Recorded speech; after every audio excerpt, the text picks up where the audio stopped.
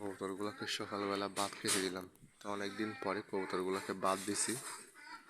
অনেকদিন যাবৎ ভাত খেতে দিইনি, কারণ চর্বি জমে যাবে। আগে অনেকবার ভাত দেওয়া হয়েছিল, ঘন ঘন ভাত খাওয়ানো হয়েছিল, তো তাই আর ভাত খাওয়াই নাই। তো আজকে ভাত দিলাম।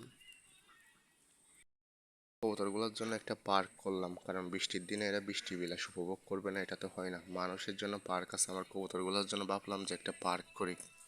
তো আমাদের এখানে একটা ঘর আছে। তো ঘরটা হচ্ছে কালকে ছুটির দিন ছিল, তো বন্ধের সময় উপরে ছাদ, চারদিকে খোলামেলা একদম। যে এই পাশেও খোলা, একদম আলো বাতাস পর্যাপ্ত পরিমাণ থাকবে। আর এই পাশেও খোলা, বৃষ্টির দিনে তো বাইরে খাবার দেওয়া যায় না। তো ভাবলাম যে এখানে খাবার দিলে ওরা ভালোভাবে খেতে পারবে, মানে এখানে রিল্যাক্সে বৃষ্টি বিলাস উপভোগ করতে পারবে। তো উপরে হচ্ছে টিন,